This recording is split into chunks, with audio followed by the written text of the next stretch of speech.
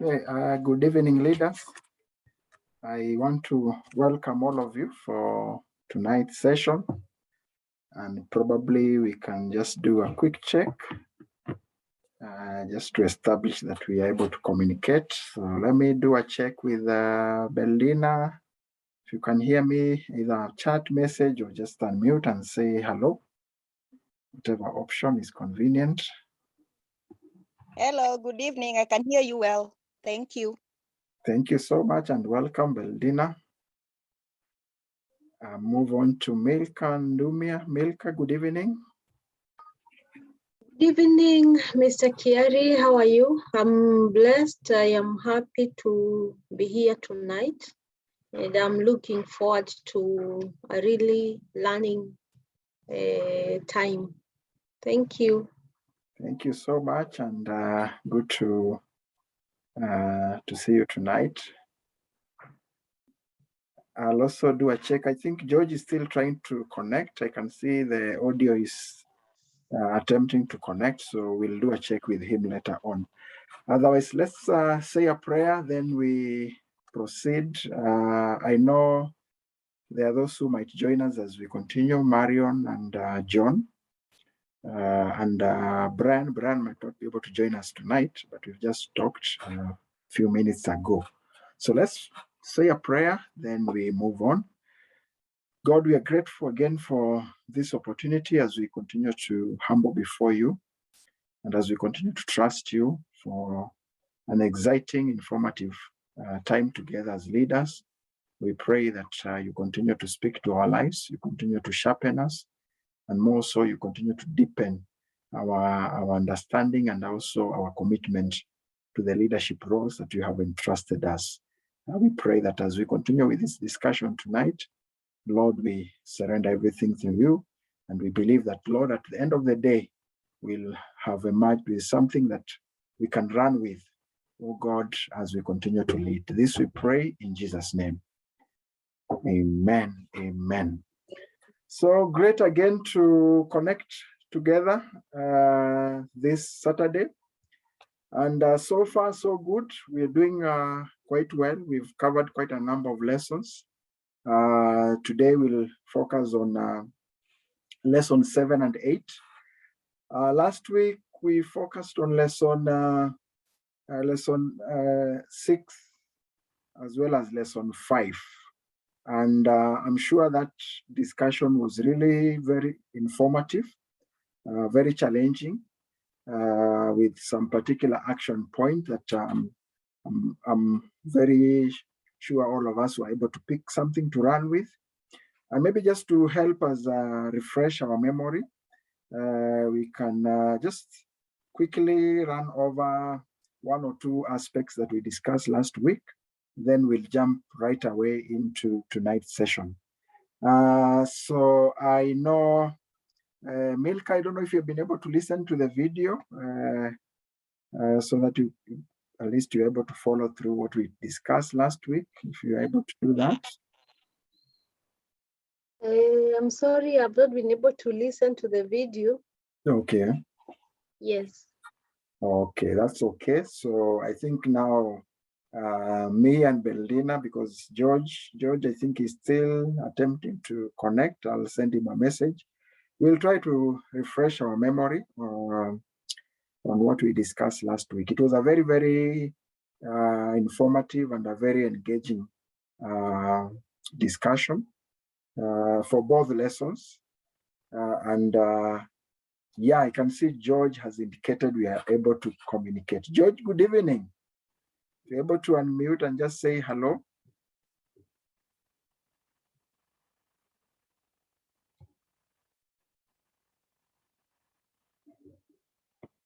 Okay, let me just send him a message. So, okay, so let's start from there. Lesson 5. Lesson 5, we looked at the 3 types of learning loops: the single learning loop, double learning loop, and triple learning loop. And we said that for the single learning loop is one directional, it's like unidirectional. This is where you A learner focuses on what you're supposed to learn and run with that. It focuses on the keyword, which is what. And we said this is more of reactionary. And there's a category of leaders that we call them the what leader. The what leader, probably they talk of what they can do or what they're going to do for you. They don't really expound much because they're a bit closed in terms of engagement. Then we moved on to the second, that is the double learning loop, and we looked at the type of a leader in that category, or a learner. The keyword here is how. So here we shift. We don't just focus on what I'm supposed to learn or know, but again, we are looking at how. How am I supposed to probably undertake or learn in a better way or in a better environment? So the keyword here is how. Yes, this is what I'm supposed to do, but what is the approach? What is the method? What is the best methodology? So this is a leader that has shifted from just probably making promises, but now you're able to say, this is what you're going to do, or I'm going to do for you. But again, this is how we're going to do it. So the keyword there is how. And there's a second category of leaders who are process driven, and also leaders who now tend to focus a little bit on the approach of how they're going to undertake whatever activity or whatever promise. Then from there, we looked at the triple learning loop, which is the keyword is why. And we said this is what drives people. Later on, we look at the purpose-driven leader. But here, the keyword, or what really drives people, is the how, or is the why. Why are we engaging in this? And when people buy into why, then it becomes very easy for them to flow with you. And I think that is one of the key message of every leader. So the triple loop learner focuses on why. So we say this is where we will look at probably the values, the culture of an organization. We go deeper into what you are learning, not just what I'm learning, how I'm learning it, but again, why, or why did this author take this direction or this route? So this is much, much deeper, and this is what really creates an organization or create a leader, or even this is what a true learner will always go beyond just the basic message to the underlying message that is being communicated. So I don't know, Beldina, if there's something you can add on lesson, that's on that lesson. Anything? Good evening. Yeah, good evening. What I remember is the exercises that we were doing that were bringing. So I don't know that was lesson 5 was the next one, but it was about we had the exercise about the triangles, counting the number of triangles, and how people look at things from different perspectives, that if you have more time, then you can be able to see more of the triangles. And then we had that the exercise of cutting the paper. So that now there was the aspect of communication, that is the communication that was being given, was it sufficient or not? And then we had the rat in the jar. I also remember that. Yeah. And how it was just alone within the, yes. And then I also remember that we talked about the problem solving techniques, where we talked about the fishbone, where you keep breaking down that fishbone so that you get to know what is the root cause of whatever problem that you're looking at, trying to get all possible angles and all possible causes of the problem before you deal with it. And then there was also the aspect of the 5 whys, that you keep asking why, until you get to the root cause. I believe that's what I remember from that lesson. Thank you. Thank you so much, Beldina. Actually, you have cut across the lesson 5 and lesson 6. Because lesson 6, we looked at leaders vis-a-vis managers. But I think from your summary, I would encourage those who missed the lesson, please just look at that video. There's quite a lot that we discussed, as you can get from what Beldina has mentioned, and to really benefit from the entire discussion. just take some time to be able to go through that clip so that we are able to benefit from what we engaged last week. So thank you so much, and we look forward to tonight's discussion. Later on, the second facilitator will join us. I'll take you through lesson 7, then he will be able to come in and take you through lesson 8. So lesson 7, from the book review, this is something that we have already discussed, because as you can note, we try to complement the book review and the lesson. And this will really give us a very, very deep understanding of the subject. So if we be able to complement the two, then we realize that we're really getting maximum value from the program. So lesson 7, we look at the leadership, the evolution of leadership. But before that, let me just take you through a small challenge here. Small challenge. So this is what we're going to look at, the 3 categories of leadership, and then the evolution of leadership. That is lesson 7, before we move on to lesson 8. Now, I'll share a few quotations from some leaders, and I just want us to take a guess who said this. These are very heavy, they are loaded.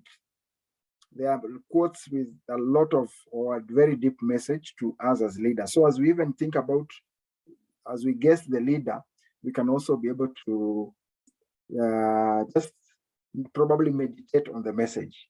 What does this leader mean? We may not really discuss the message much, but I think we can just reflect on the message as we continue. So the first leader, this is what he said: ask not what your country can do for you, but what you can do for your country. Ask not what your country can do for you, but what you can do for your country. If we take a guess who said that, feel free either to unmute or just share on the chat.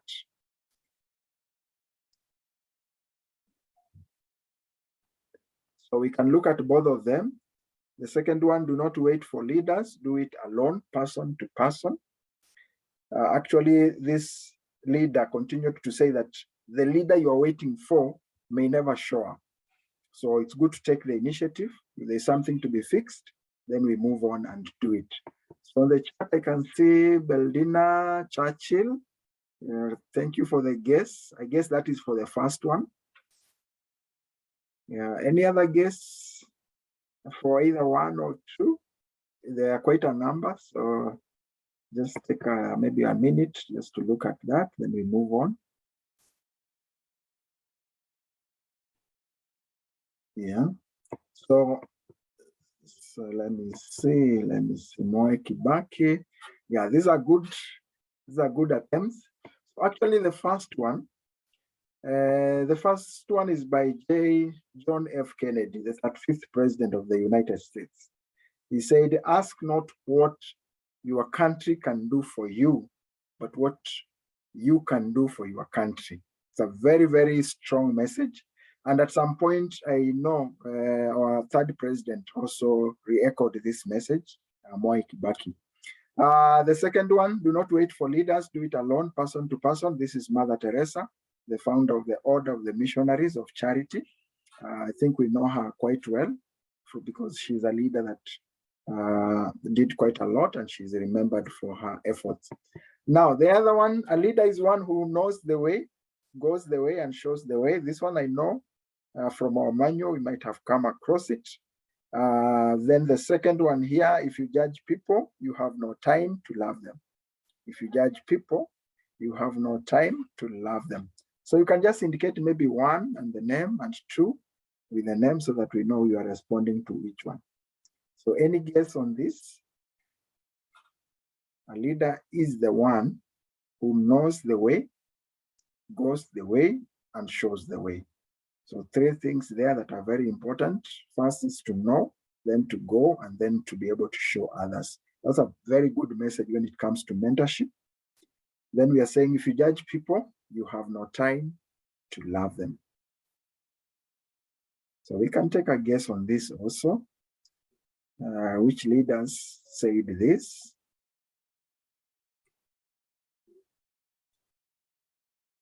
Which leaders said this? Any guess on this as we move on to the other quotations?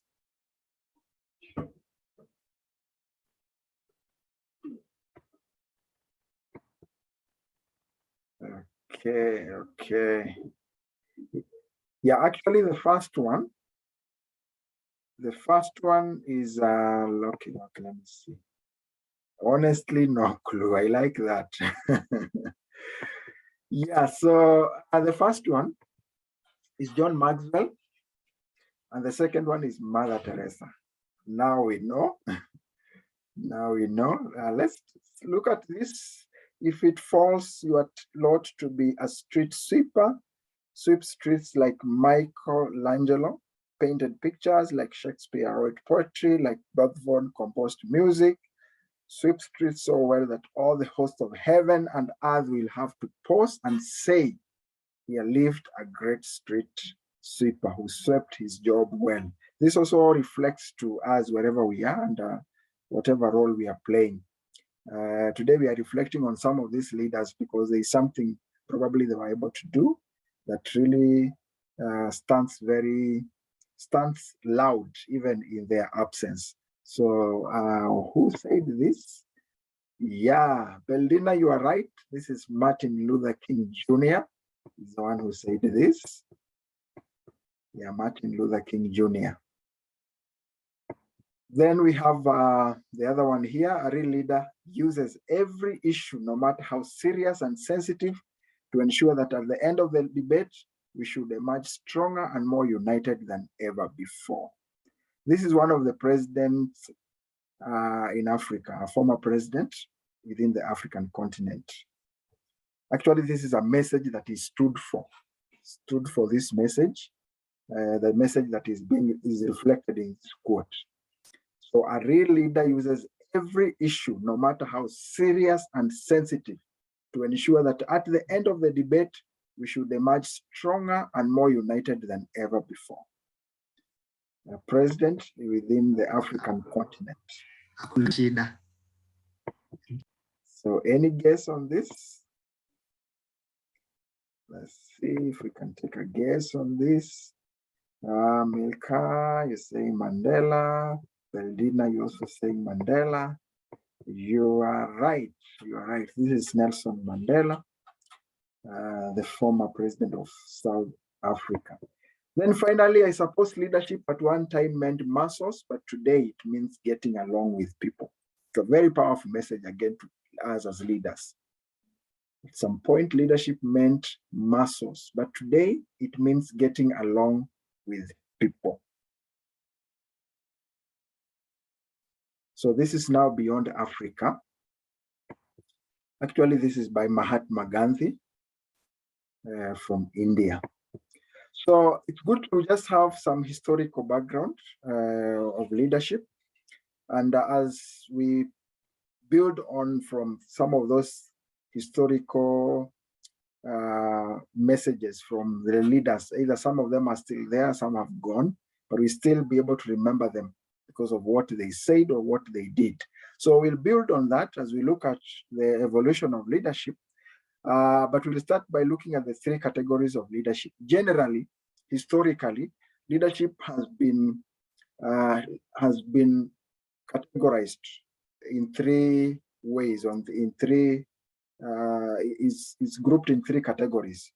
And from the history, we lead the evolution of leadership based on these three categories: the political leadership, the military leadership, and also the religious leadership. And even if we look at within our environment, you will see these categories of leadership stand emerging as one of the strong areas. There are many others, but they all have roots from these categories of leadership. As much as we now break them into their styles and the rest that we look at later on, but the root is from this. So I'll just paint a picture without really going into so much details of these three categories of leadership. as we proceed to look at the evolution of leadership. So political leadership is a common leadership style that I know we have interacted with and we continue to interact with on a day-to-day basis. There is one of us who is actually vying to be an MCA. He's in this class, but he's been quite a bit busy because of campaigns. And he's one of the person that is going on that direction of political leadership. And this is a function, not really a position. So whoever is appointed performs that function, yeah? And the role as a political leader is obtained through the ability to serve this function rather than through formal authorization. So it's the ability. I don't know how true that one is, especially in our context, the ability to perform the function. That should be one of the criteria. But basically the function is there, so you have to demonstrate the ability. In our context now, is the citizens to gauge. Do you have the ability? Then they can nominate or they can elect you. And political leadership involve the mobilization of the political community, because you are leading a political community, and therefore, as you serve as a leader, then you are serving together with this community. So in terms of formulating a problem or identifying problem, this is a collaborative role. In terms of even coming up with political strategies, it's again a collaborative. And that's why you see for politicians, they have to organize for stakeholders engagements or in forums where they're able to sell their manifesto, or where they're able to also solicit for ideas from the citizens on the problems that exist and how to be able to address the problems. Because they are just trustees. They are performing a function on behalf of the political community. There are some qualities that are expected for good political leaders. And these ones, let's look at these qualities as we view our political leaders, but at the same time, probably even as we reflect on our own leadership, styles. And we can also look at how well maybe they are performing in these areas, and maybe the areas that we feel are wanting. So we have one of the qualities, patriotism, the love for the country. Yeah, true, we have good education, which can be subjective. I know this has been a debate even in our parliament. Honesty, must be able to demonstrate that they are people that can be trusted, they are honest. Political professionalism, they should be able to stick to the ethical code of when it comes to political professionalism.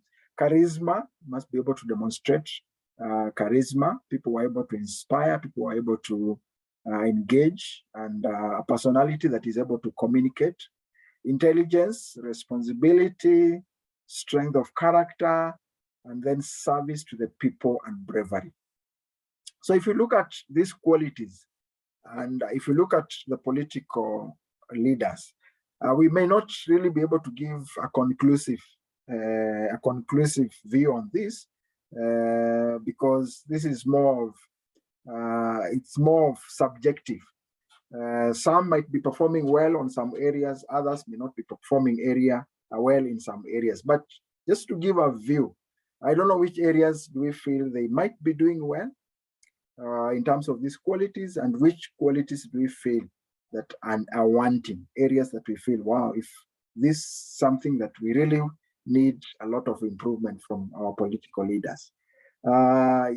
We can take just a comment on this, maybe just one comment. And maybe the other one can be on the chat. So anybody who may feel that you may want to make a comment on this, as we look at our political leaders. Maybe I can give my contribution, and from the qualities given, I think our leaders are missing out on the strength of character. There's a lot of not saying the truth. a lot of games, and also behavior-wise that we hear being reported, like the one where the governor killed a girl from the university. So the strength of character has to be cultivated among our leaders. Then, okay, good education. I believe some are lacking good education. That is why when they go to parliament, they are not able to express themselves. They are not able to compete favorably with those that are educated. So good education, if at all they have to lead a certain ministry, then I think good education is key. Then service to the people also, it's very minimal. After we have elected them, we don't see them much. We only see them again after 5 years. So we have not actually felt really their service to the people. Thank you. Thank you so much, Milka. I don't know if there is any other comment before we move on. And we agree with you. Hello. Good evening, Marion. Good evening. I'm sorry I'm late. We have problems of electricity. Oh, Paul Sana, and welcome. Thank you. I hope you've been able to follow from the beginning or just joined us. I just joined, but I'm trying to read the points. Okay, that's well. Thank Karibu, you. karibu. We'll follow through as we just started a few minutes ago, so you're not that late. You'll be able to catch up. Okay, thank you. Yes. So, Milka, thank you for that. Actually, this is something that we feel is something that needs to be communicated more loudly. Sometimes it's not that people are not informed, but sometimes now it takes that conviction of you as a leader to be able to go beyond the information and taking an action now to be able to actually live out that information. But as you have said, this is an area that most of them might be lacking in one area or another, as you have mentioned. But again, we are also talking about ourselves, because again, as we said, we are the same people or the same community that ends up electing the political. So it's basically probably a representation of what happens when it comes to the issues of our systems of election. But we agree these are very, very important qualities. And if we have people who can live out these qualities, then the services and also the issues of honesty, among others, can be able to improve. So let's also think about ourselves, probably in line with the same, as we move on to the other category of leadership. So that is political leadership. Then there is military leadership. This is also very important. Military leadership is has quite a lot that it can offer to any other category of leadership. It's one of the leadership category that most other qualities of leadership have emerged from. So, and I think as we look at this, also let's look at it keenly, both as we check on what lessons we can pick for ourselves in terms of our own leadership areas. At the same time, as we also try to see how this category of leadership operates. So what is military leadership? The art of influencing. So remember that our keyword when it comes to leadership has been influence. Yeah, so the art of influencing and directing men in such a manner to obtain their willing obedience. So you have to obtain the willing obedience of the people that we are leading, also the respect, confidence, and loyal cooperation in order to accomplish the mission. So the influence, the art of influencing and directing men. Yeah, influencing and directing men. So what are the keywords here? The objective is that there has to be a clear mission when it comes to military leadership, where we are going to Somalia, and why are we going to Somalia? So that has to be very, very clear. And also the concern for the welfare of the team has to be well planned in advance. So for the military leadership, you're saying is a process of influencing others to accomplish the mission that must be very clear, and also the purpose, by providing purpose. So this is the mission and this is the purpose. That can also be including the vision and the aspect of motivation. So to accomplish a mission, we provide the purpose, and also we provide the motivation. Those are the key factors for military leadership. So we have the people that are being led, we have the leader, we have the situation. This can also be part of the mission, and we have the communication. How are we going to engage? Because again, remember, for the military leadership is a very delicate scenario where the coordination has to be very timely because you're engaging in areas that are risky. So as a leader here, as we look at other traits of the leader, you'll be able to see the aspects of communication and how important it is. So there are some principles of leadership: know yourself and seek self-improvement. So as a military leader, I need to understand myself and continuously seek for improvement, because things are shifting very fast and I need to be able to cope. Then be technically and tactically proficient. Technically, if I'm domiciled in a particular domain, then I need to really understand that domain. Then tactically, I need to continue growing in my strategies and my tactics of leadership. So those two areas needs to be balanced. Then seek responsibility and take responsibility for your actions.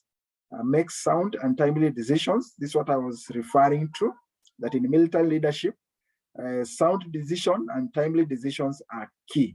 And I think this is not just in military. Nowadays, wherever we are, remember the time of COVID that we have gone through. This is a disease that was a virus that was really moving very fast.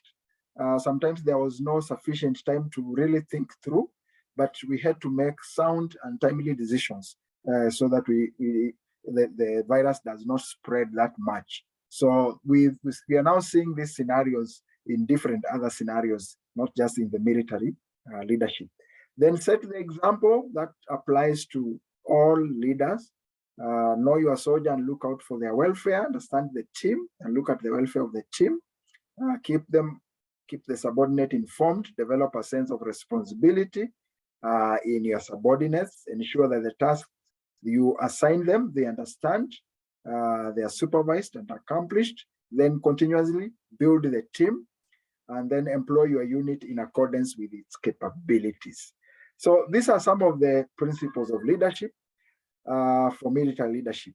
For the leadership traits, one is knowledge. Knowledge is key because, as we said, they are always in unfamiliar grounds. They are always you need to keep on learning and understanding your environment, and as well as you also get knowledge within your technical and also the tactical areas. Then courage, build the courage, initiative, decisiveness, very, very important. Remember when we were talking about the three types of attitudes, we talked about actually there were 4 types of attitudes. I don't know if you can remember the 4 types of attitudes that we talked about. Let me take that as a challenge. Let's try to refresh ourselves on that, the 4 of them. So decisiveness is key because we really have to make very sound and timely decisions. Then justice and dependability, because I need to be sure and to be sure that someone is covering me as I also move on towards the enemy or to attack the enemy. So I need to be sure that I'm covered. And I think as leaders, that's something very important, where we need to be able to have that kind of a scenario within us, that as a leader, I'm able to know that someone is covering me as well as I'm covering someone. And that way gives us the competency and also the courage. So these are some of the traits of military leaders. And integrity is key again here, and also unselfishness. You have to sacrifice your life as you also try to provide security and also to protect the other teams or the community at large. So those are some of the traits of military leadership.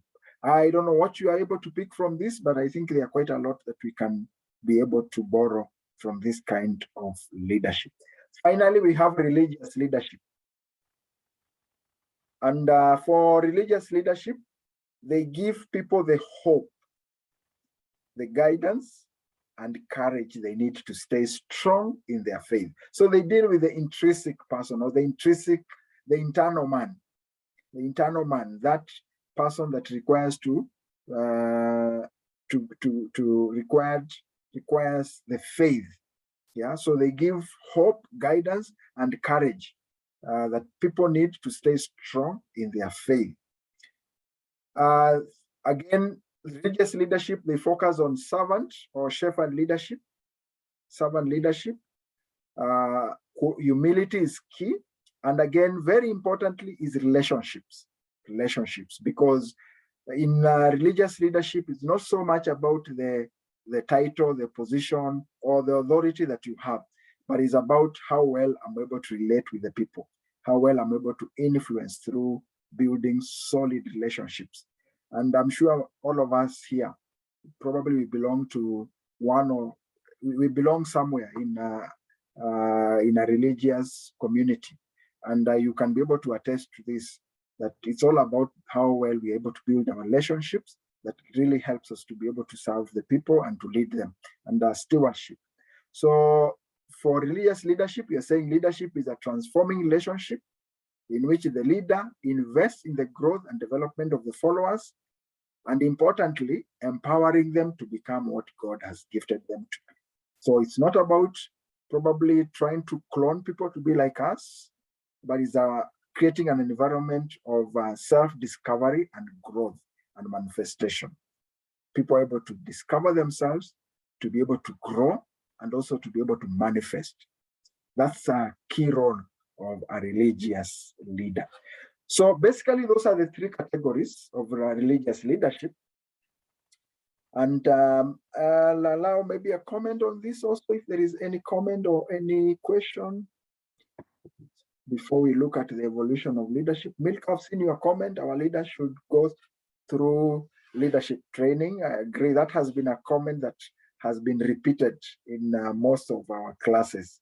And I'm sure it's a prayer that we're also making, even as we attempt to move out and also bring them on board so that they're able to go through this kind of discussions. So is there any comment on this? Any contribution? Any contribution? Any comment?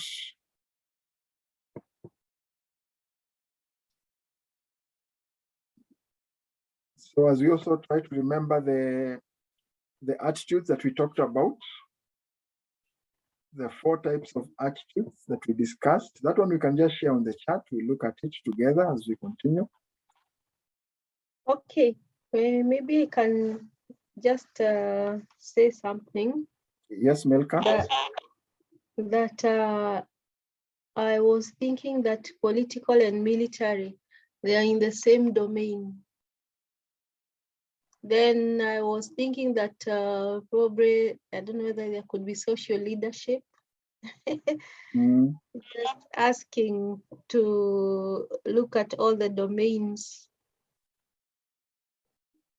Yeah, true, Milka. I agree with you. So these are just basically the major categories of leadership, and the others, they have their roots on these 3 categories of leadership. So again, when we'll be looking at even the styles, you'll be able to see the styles. You can trace the styles to these categories of leadership. So for the military and political, again, the functions are different, and even how these leaders are appointed, you will see there is a variation. When it comes to political leadership, how these leaders are appointed, you will see It's through probably some political, democratic election or any other system that is applicable. But in the military leadership, you'll see the approach is a little bit different. But generally, we are saying these are just best 3 categories. So the others will have some roots amongst these 3 categories that we have looked at. And I think social, I don't know where social leadership will come. As much as it might have the roots, maybe in the 3 of them, but you can see dominant qualities might be associated with a particular category of leadership. And I think that's a challenge for all of us, just to think through the dominant qualities of social leadership. Where would you connect the dominant qualities amongst these 3 categories of leadership? Let's just think about that. We can share that maybe when we are getting into the our discussions later on. But thank you for that comment. It's well noted. Good. So I think let's move on, because I know there's quite a lot that we're going to look at together. Now, evolution of leadership. We looked at this in the purpose-driven leader. So I'll just take you through just to paint a picture again. If you have not done the book review, probably I will challenge you just to go back and look at it, so that we can be able to get the whole picture of what we are discussing tonight. So leadership has evolved for centuries, and there are different theories that have come up on the different styles of leadership. Starting from the late 1800s and 1900s, when we are talking about the great man theory, we have shifted. We have talked about the issues of trait theory. There is the situational leadership theories. We're now talking about servant, charismatic, transactional. We talked the issue of transformational leadership, and also the integrated leader manager. So you look at how our leadership has evolved. It gives us a picture, so that when we get into any conversation about leadership, we're able to connect it probably to a theory. And we also be able to explain that maybe that was a theory that was there in 1800s, but what has happened over the years. So if someone came up with a theory that said leaders are born, are we still talking about that, or have other theories emerged? And what has been the trend? So I think this positions us just to be able to really engage in a good and informed discussion when you're talking about leadership. And you're able even to connect whatever someone is saying probably to a particular theory and what has happened from that time to where we are now. So let me give you just a view of these theories and what these philosophers said in their theories. So the great man theory by the historian Thomas Kyle, according to him, leaders are born, not made. And all of us, I think we have had this kind of discussions. Are leaders born or made? This is the guy who came up with this theory. So according to him, leaders are born, not made. And he says that great leaders will arise when there is a great need. They are born with natural qualities. So they are born with natural leaders qualities, or the inbuilt qualities of leadership attained through greatness or by divine design. So if you have those traits, then you are a leader. If you are born with them, you are a leader. If you are born without those qualities, then you are not a leader. One of the qualities, maybe you are charismatic. You can be able to inspire people through your communication. You have a personality that moves people. You are persuasive. You are influential. You have some qualities that are inborn. So if you demonstrate those qualities according to this great man theory, then you are a leader. So you either have the qualities or you don't have these qualities. Basically, and that was all according to this theory. So leaders are born, not made.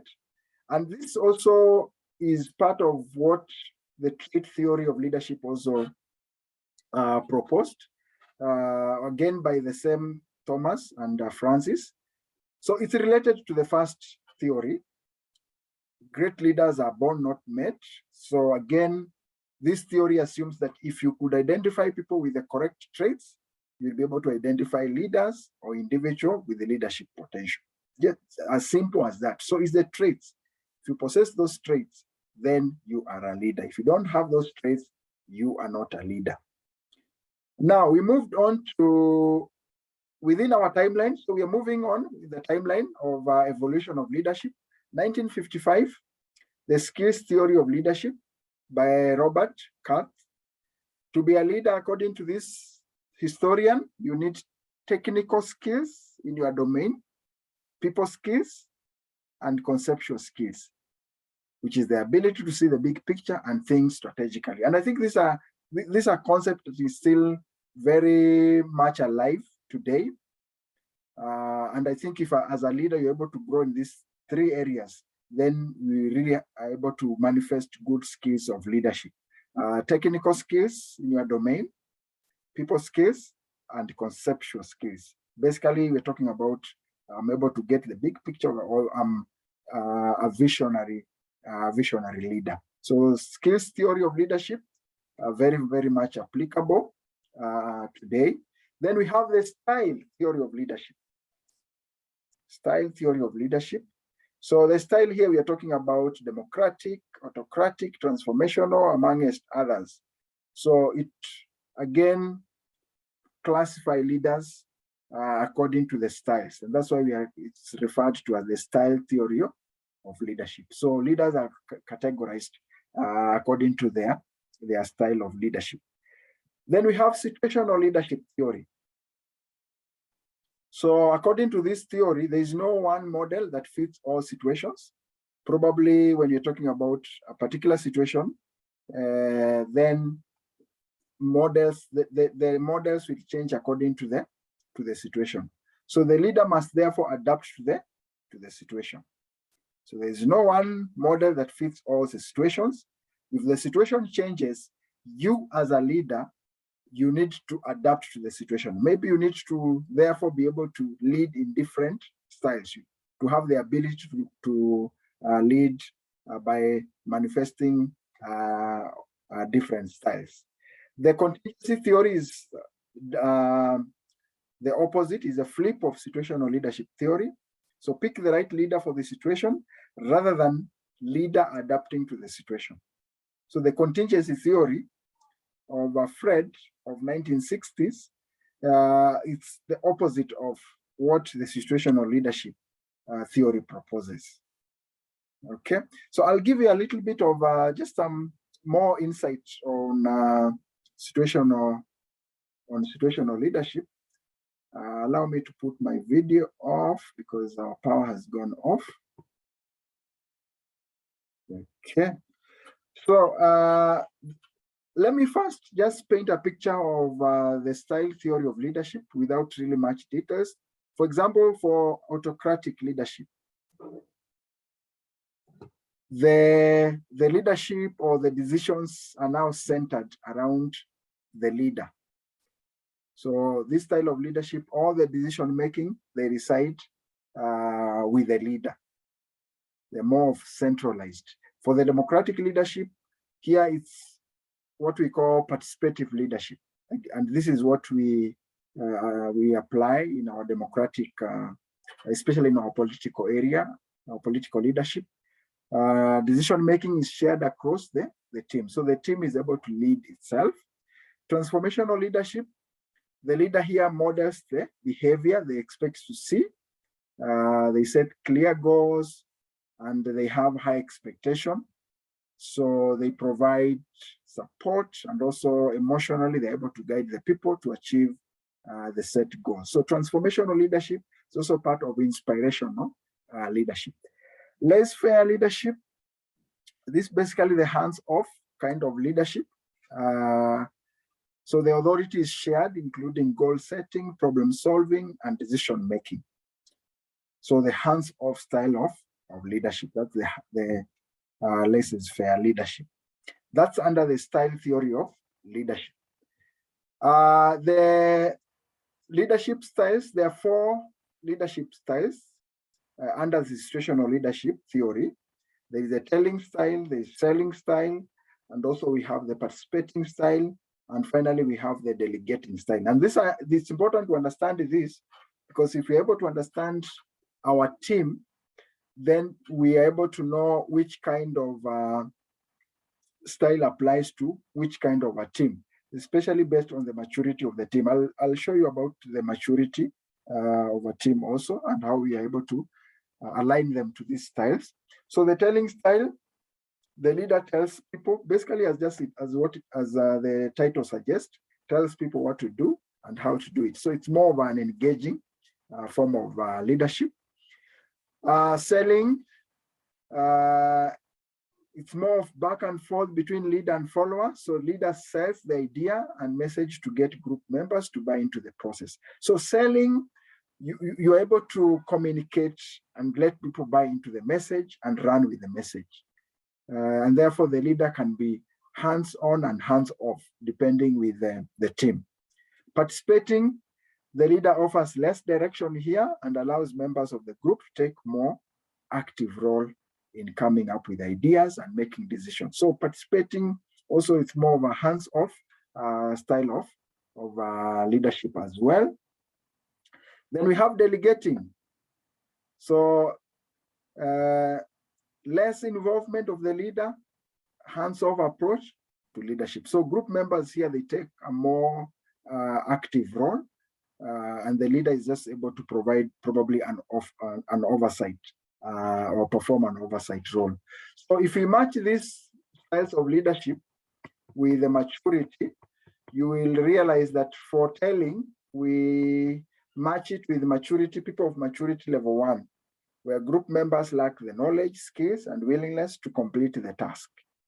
This is maturity level 1. Then that group requires this style of leadership under situational leadership theory, a telling style. For group maturity level 2, group members are willing and enthusiastic, but they lack the ability. Now selling will work well here.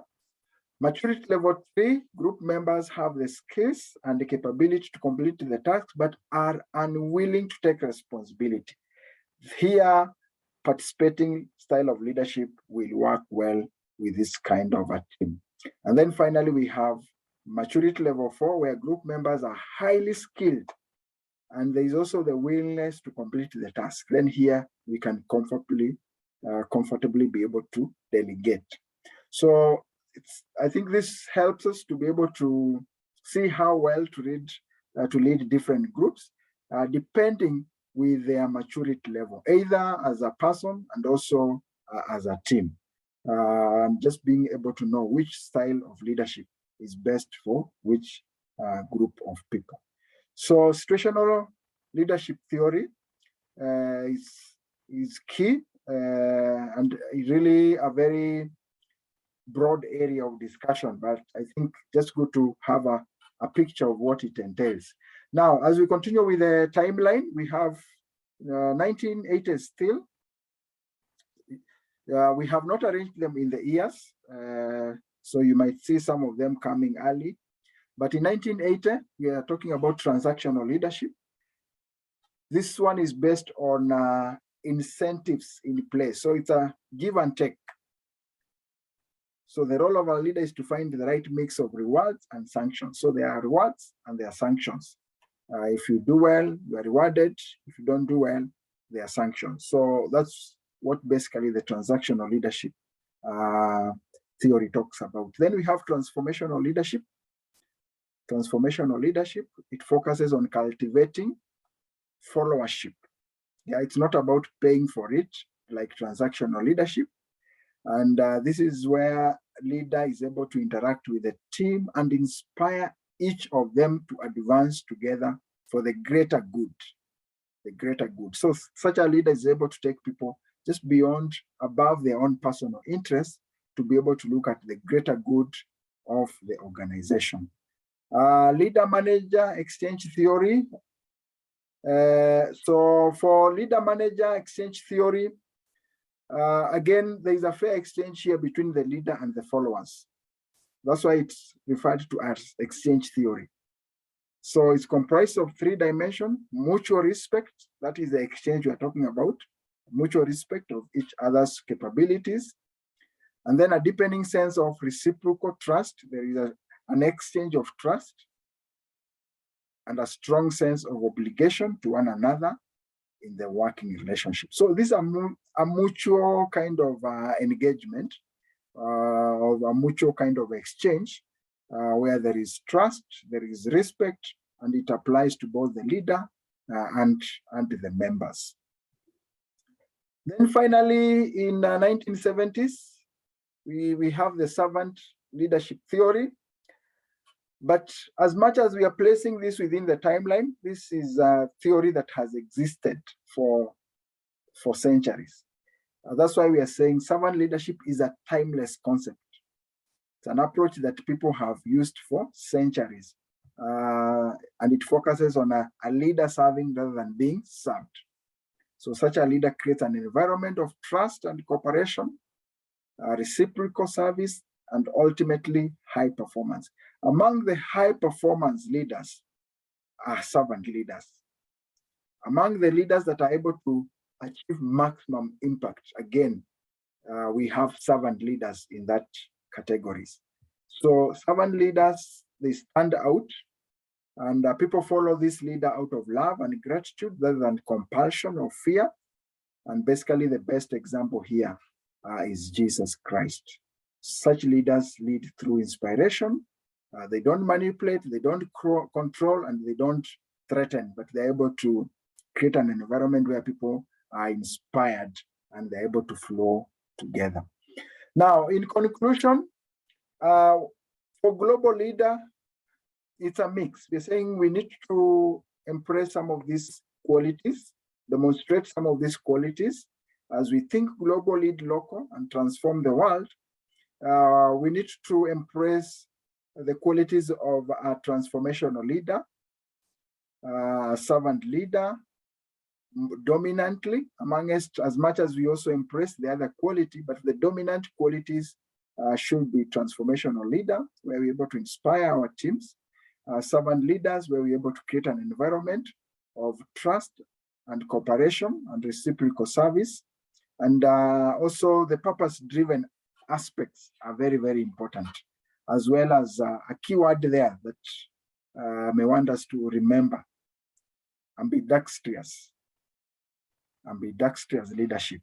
I'll just expound on that in this next slide. Ambidextrous leadership is also a quality that we need to grow in us as global leader. So ambidexterity, just to give you a light definition from, it's a word from Latin, which means both. Yeah, so ambidextrous means both, ability to use both hands.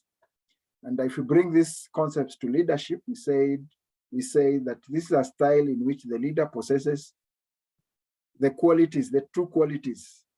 And what are these qualities? A leader is able to demonstrate a dual-focused leadership approach that works towards what is best for individuals, the individual members, and what is best for the organization as a whole. So as a leader, I'm able to think about the organization. At the same time, I'm able to think about the teams or the people that I'm leading. That's an ambidextrous leader. He's able to use both hands. The other example is a leader who is able to explore new opportunities while exploiting existing ones.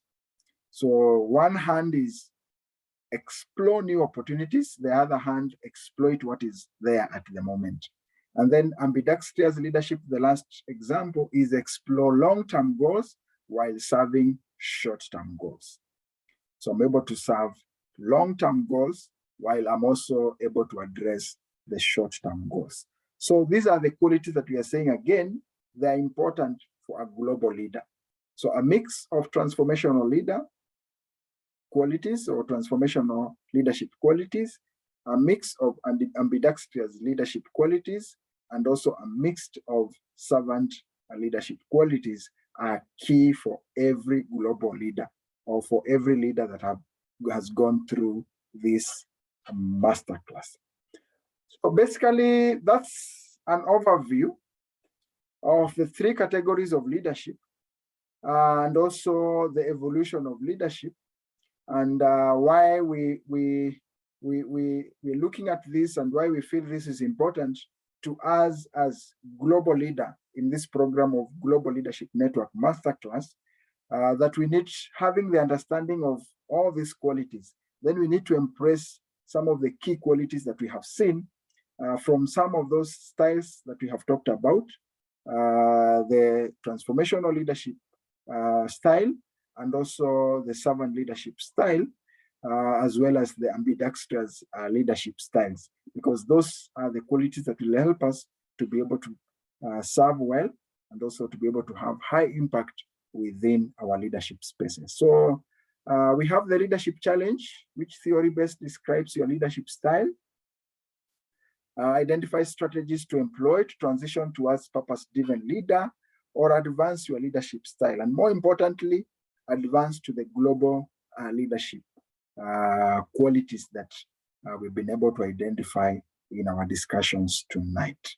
So leaders, that's the foundation or the basic discussion on this lesson 7.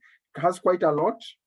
But again, I'm sure that there's something that we can be able to run with from our engagement tonight. So I'll wish to pause there. Pause there before we move on to the second discussions. Wish to pause there for a few minutes. And maybe we'll just create a group because we have not been able to get into our group discussions. Tonight, we just want to get into our group discussions, just to look at what are the key takeaways from tonight's discussions. What are the key takeaways? And also maybe we can look at what were the key takeaways from the book review. Just those two areas. What are the key takeaways from lesson 7? And also as we integrate that with the key takeaways from our book review. So we'll have 10 minutes. We'll create some 2 groups. Let's get into our rooms, have some discussions, and then after 10 minutes, we'll come back and continue with lesson 7. So I trust we are there. We are good up to there. If you can give me a thumbs up, I'll know that we are ready for the groups. Just a thumbs up. Wow, just a message. Thank you, Mr. Gidiomi, Beldina, thank you. Thank you, Milka. Mr. Mwangi, if we are together. George, I know George probably might be following through the I don't know your audio, if your audio is still having some challenge.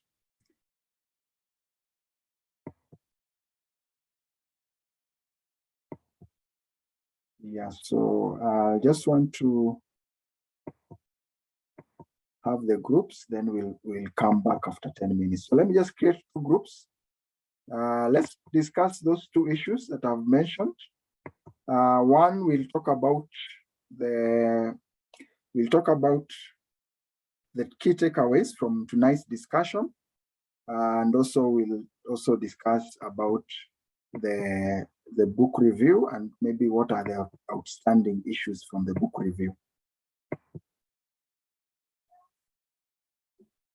So first group we'll have Beldina, we'll have George. I know George might still be having a challenge, and then we'll have Milka, and then the rest will just be in one group just to be able to catch up. Even for the alumni, I think it's just good to be able to catch up with the other members. So let me create the groups, then we can join the groups.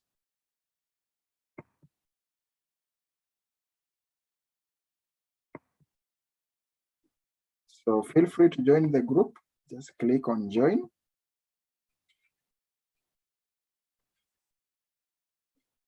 Just click on join, and then you can be able to engage in the group.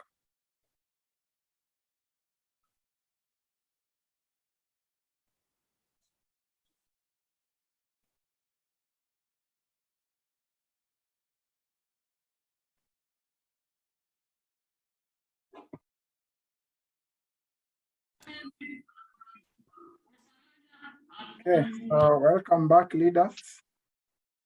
Thank you. Yeah, maybe Thank we you. can just, yeah, we can just have 2 minutes for each group, then we move on to the next lesson. So let me start with room 1, Beldina and Milka. Welcome, group 1. Just share briefly maybe your comment. Milka, kindly go ahead. Okay, Beldina. Okay, thank you. We discussed about the key takeaway from what we have learned today in Unit 7, and it was becoming very interesting. So we have said that our take home is ambidextrous leadership. And this is a leader who is who is dual focused, he explores new opportunities, and he bets on long-term goals while serving the short-term goals. And we were saying that this is a kind of a leader who seems to be multi-talented, and he's exhibiting great skills in leadership. We are saying that if we can focus on this as leaders, then we can take our organizations in another level.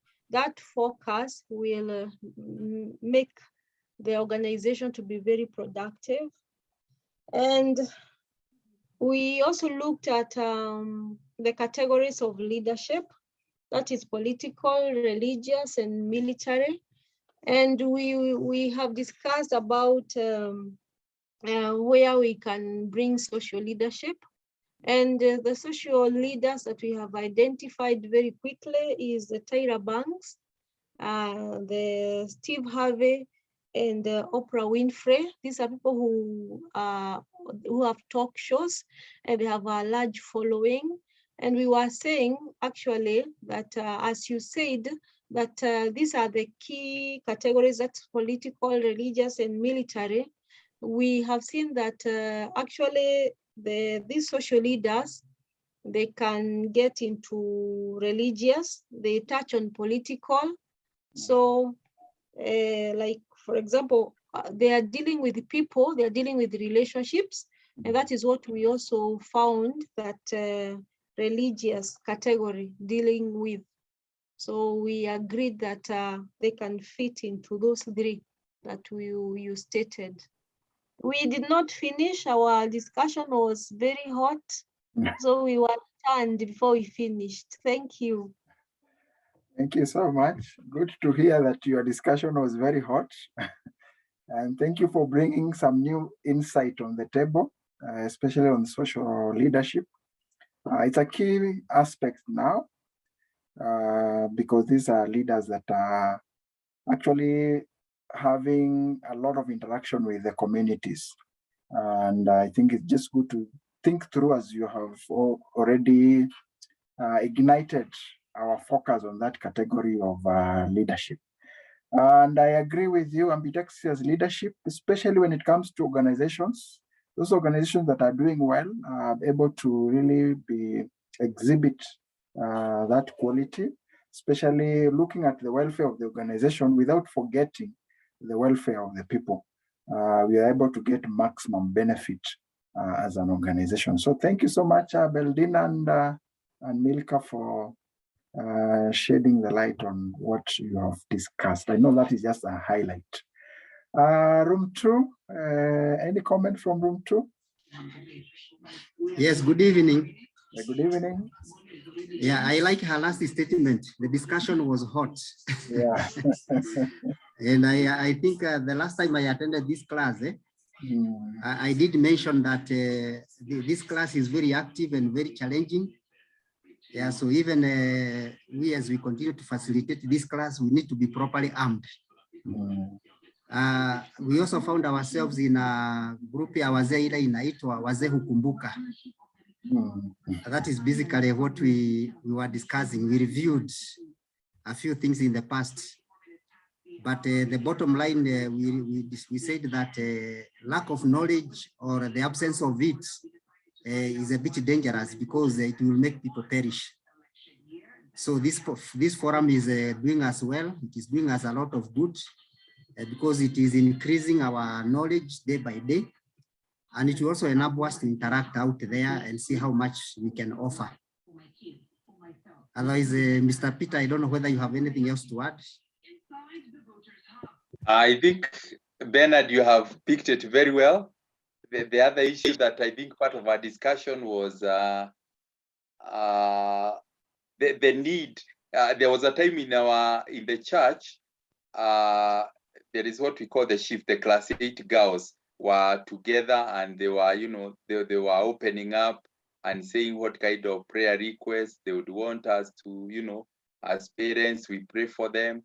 And across the board, there was quite a bit of fatherlessness, or fathers who are there, they're abusive. So that became a challenge. And we picked most of those as a pointer that the fatherhood is, we need to do something. So I think I shared in one of the forums, and that's what Bernard also is interested, because this is a problem that is in every, like in every society, whether it is here in Umoja, in Embakasi, or even outside this country.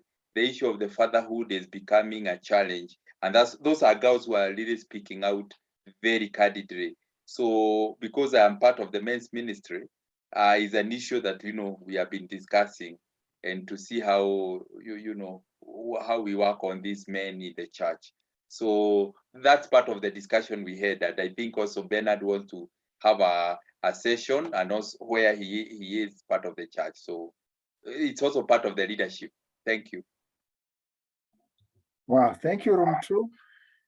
I see the approach you took in your discussion, as you said, Wazee Ukumbuka, and being the alumni also, I'm sure you try to stretch and see what else we can be able to do in terms of creating our impact, even to the upcoming generation. So we appreciate that. Without further ado, I just want to switch and bring on board one of us from Cohort 9, Mr. Githiomi, who has been very, very instrumental in these programs. We were with him on Tuesday with Cohort 18, and we really engaged quite a lot. And I'm sure tonight, again, this is a very active group, as Mr. Monge has said, and I'm sure we'll be able to engage with the team, even as we look together at this lesson 8. So Mr. Githiomi, welcome, and please proceed. Thank you, Joseph. Kindly, you can share.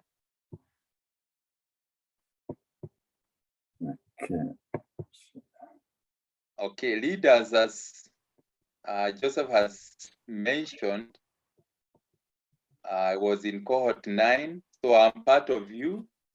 And it's normally very, very exciting also when, again, such an opportunity comes up, and, I'm able to facilitate. So it's something that excites me, and also to entrench even these leadership skills.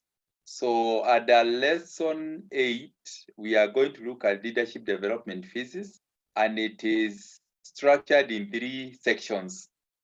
The first section is, we are going to look at the leadership pyramid, then qualities and characteristics of self-leadership, the 3 phases of leadership, and then levels of leadership, which are 4. Basically, we look at 4, and then there will also be a model that has 5 levels. Under the pyramid, I'm looking at this like as the summary. Actually, this is the summary, and the summary of how do you develop your leadership to become great men and women, like the leaders whose photos actually you can see at the top. The first one, I'm sure you can recognize, that is Martin Luther Jr. The second one, Mother Teresa. The third one, Nelson Mandela. By the time all of them died, some died, in their old age. The first one died in his medium age, that's Martin Luther. They were all global leaders. They had global influence. They were leading movements. So that is what is at the top. But how do you reach there? How do you reach the top? To lead transformation and to lead a cause.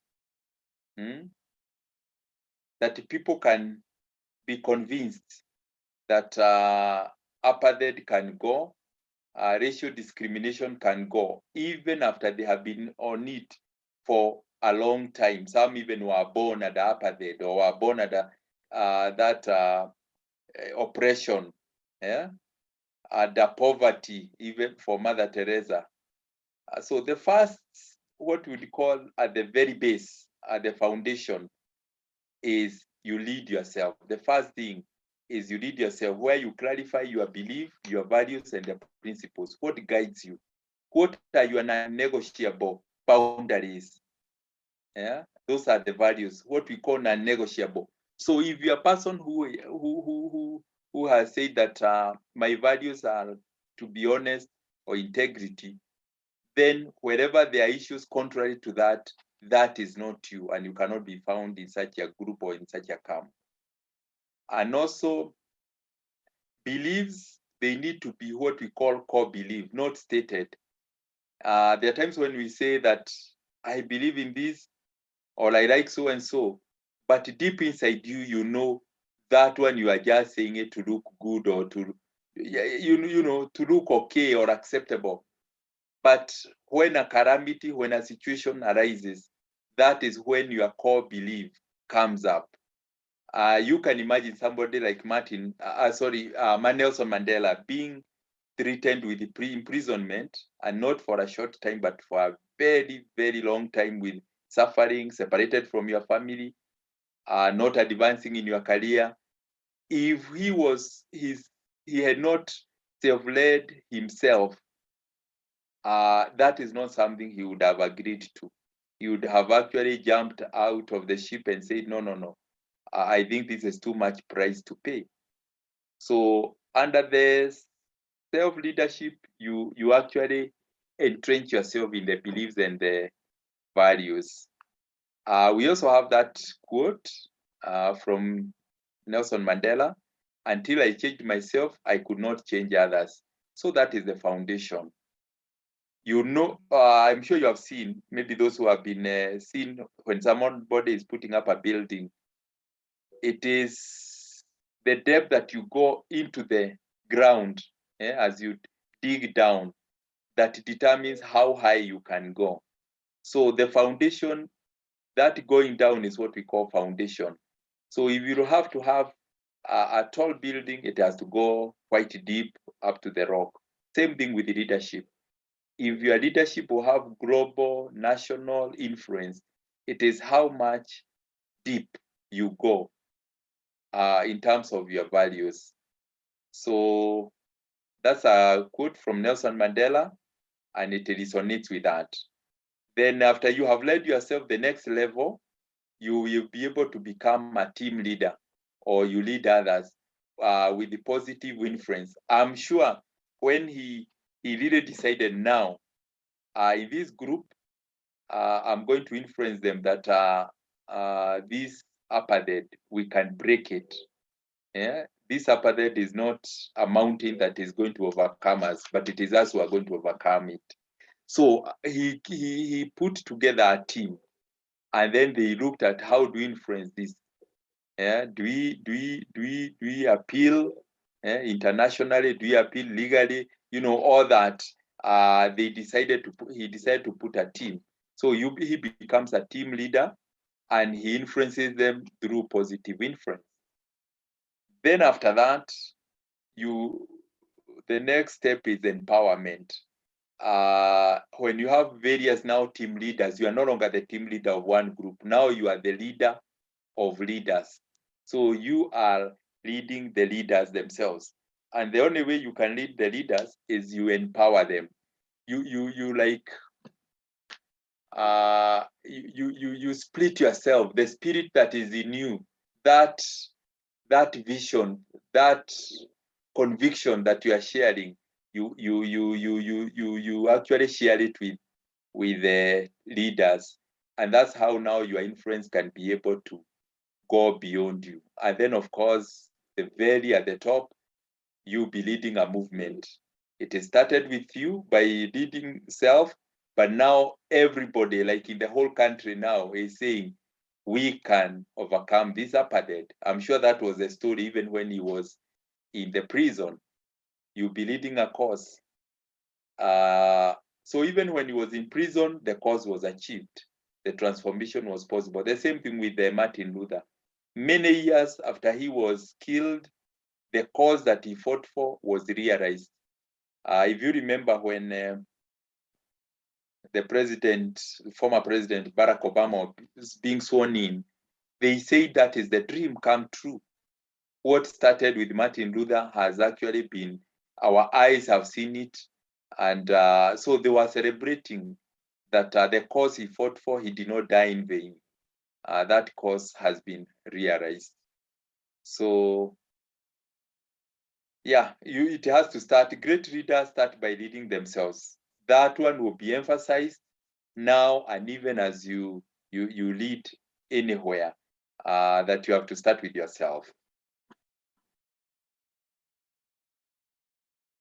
So we'll spend a bit of time now looking at the characteristics and the qualities of self-leadership. Again, we have said it is the foundation of any great leadership, or if you are to develop your leadership, you start by self, yourself. And the reason is simple.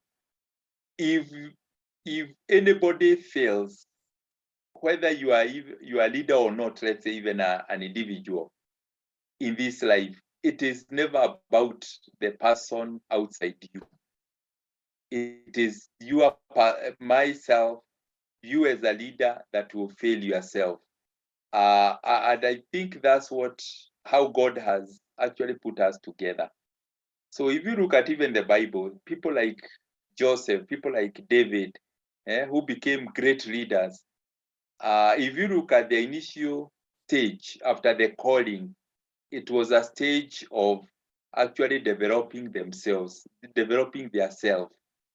Like David, the first thing is actually pushed away from Israel by King Saul, and he actually developed himself.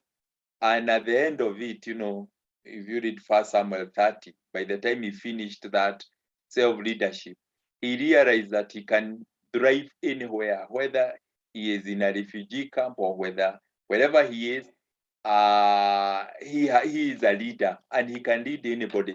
Even the kind of people that ended up with him were the rejects, the people who are destitute, and he made a great people out of them. So that is to say that the potential, or what fuels a man, is not outside, it is inside us. So that's why the first step is to lead self. Bulletin number 2, kindly this, I'm sure it appears in page 42 of our manuals, so we can feel as we go along. Confirm you have seen it in page 42.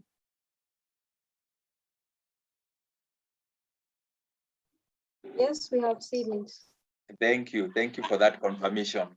So bulletin number 2, self-leadership is the process by which you influence yourself to achieve your objectives linked to your vision. Very well stated. It's like you are selling something, you are a salesman. The first person who should be convinced that this product works or this product is good, it is yourself. If you are not convinced, if you have not influenced yourself, don't waste your time going to another person, because you will not sell. Because there is a way the second person will realize that even yourself, you are not convinced that this product works. So influence yourself first before you sell it to a second and a third person. Self-leadership is based on intentional choices. Being intentional, we live a life of choice. Sio ile ya kuangukia, you really what do you call, structured, where you are going and what to expect. because you already know your boundaries, your values, your beliefs are very well set out. Self-leaders are self-motivated and intrinsically motivated to take purposeful action and therefore make better leaders, entrepreneurs, and team leaders. Again, self-motivated means, or intrinsically motivated means it's inside out. The moment it is outside in, that you are looking for people to come and tell you you are moving well, thank you, so that you derive your motivation from the people, or even the people saw an external quality and then picked you, then that is the start of your failure. So it has to come from inside out. I always like comparing David and King Saul. If you look at King Saul, even in terms of qualities, it was, for King Saul, it was outside. They were looking at the height. They were looking at the height. They were looking at, you know, how upright he is. That was the human side. So it was outside in. And that's why King Saul could not succeed as a leader. So, but you remember for David, it was the other way. Even Prophet Samuel was very keen to tell, you know, the father that God doesn't look at outside, but inside. So it has to be inside out. Self-leadership determines effectiveness and impact of team leadership, business leadership, and strategic leadership. So how far the team will go, how effective it will be, it depends on the self-leadership, the leader himself. Self-leadership develops autonomy, that is the owner of choice, which leads to greater responsibility and accountability. Again, the leader has to see that end point, or where he is telling the people it is possible, so that he's totally sold out. Because many times there will be a lot of opposition, people will be dragging, are you sure we will be there? So if you are not, you know, you have not developed autonomy, that ownership, yeah, you will be challenged and your leadership may not go far. So that's why it is very key to develop self-leadership. I'm sure also you have heard, even in our country, whenever a leader wants to sit on the fence, there is this slogan that, you know, I visited my people and my people have requested me to go this direction or to join this chama or to make this. I don't want to abandon my people. This is what you can actually be sure that that leader is just trying to sit on the fence or to legitimize a certain decision that he or she wants to make.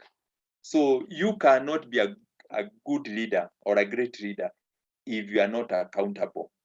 You need to have also one or two people who can actually bounce back, you know, your ideas, the moves that you want to make, and they will ask you very difficult questions. Do you think this move you are making is right?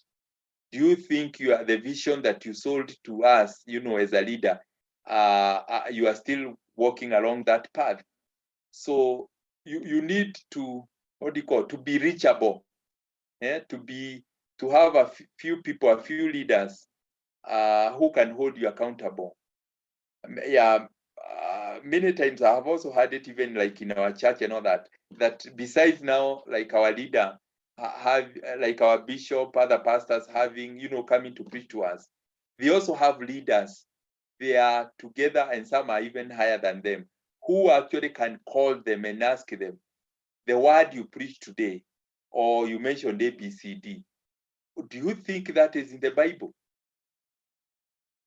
So that now, if anytime that kind of a leader, whether it's a political leader or a church leader, goes to deliver a certain message or is influenced, knows that he will also be held accountable, and he'll be able to, so he has really to be very careful. Whatever direction that he's making, he has to be accountable.